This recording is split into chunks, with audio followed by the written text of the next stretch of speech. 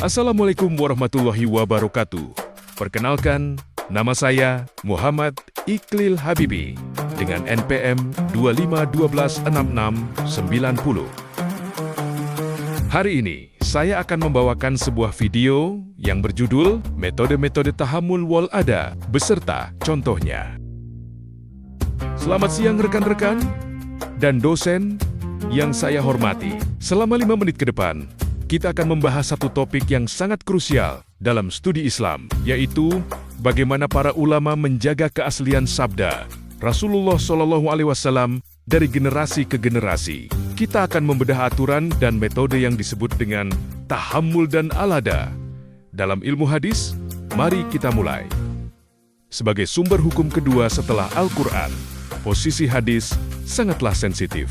Keasliannya harus dijaga agar ajaran agama kita tetap murni. Para ulama terdahulu sadar betul akan risiko terjadinya salah dengar, salah catat, atau bahkan pemalsuan hadis. Oleh karena itu, mereka tidak menerima hadis begitu saja. Mereka menciptakan sebuah sistem yang sangat ketat, ilmiah, dan terstruktur untuk menyaring bagaimana hadis itu berpindah dari satu tangan ke tangan berikutnya.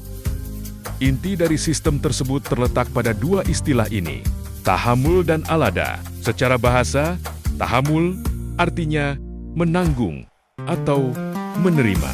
Dalam istilah hadis, ini adalah proses ketika seorang murid mengambil dan mempelajari hadis dari gurunya. Sedangkan al-adha artinya menyampaikan. Ini adalah proses ketika si murid tadi mengajar atau mendistribusikan hadis tersebut kepada generasi berikutnya.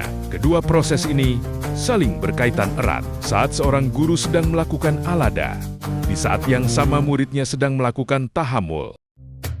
Balagu ani walau ayatan, artinya sampaikanlah dariku walaupun satu ayat. Tar. Bukhari dari Abdullah bin Amr.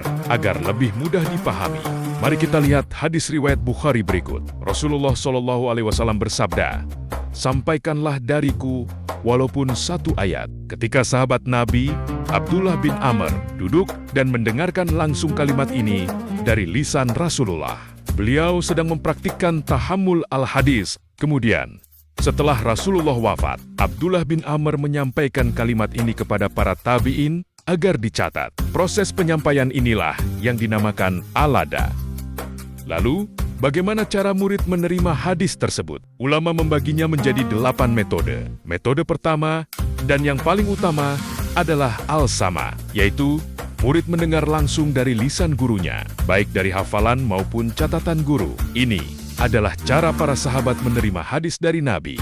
Kedua, al-qira, yaitu murid yang membaca kitab hadis di depan guru untuk dikoreksi. Ketiga, al-ijazah, yaitu pemberian izin resmi dari guru kepada murid untuk menyebarkan hadisnya. Dan keempat, al-munawalah, yaitu guru memberikan fisik kitab hadisnya langsung kepada murid. 4 metode berikutnya adalah al-mukatabah, di mana guru menulis hadis, lalu mengirimkannya lewat surat ke murid yang jauh. Keenam, al-ilam, guru hanya mengumumkan bahwa suatu kitab adalah miliknya tanpa memberi instruksi, riwayat yang tegas. Ketujuh, al-wasiyah, guru mewasiatkan kitabnya kepada seseorang sebelum wafat. Dan yang terakhir adalah al-wijadah, yaitu ketika seseorang menemukan naskah hadis tulisan seorang syekh tanpa pernah bertemu atau mendapat izin langsung. Metode terakhir ini adalah yang paling lemah tingkatannya.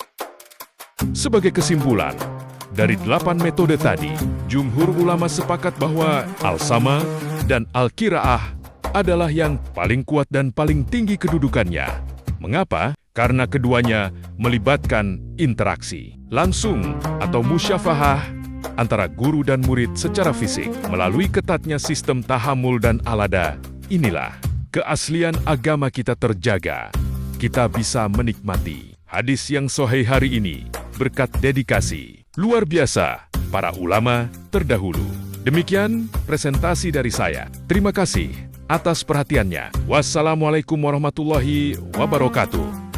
Selanjutnya, memasuki sesi tanya jawab.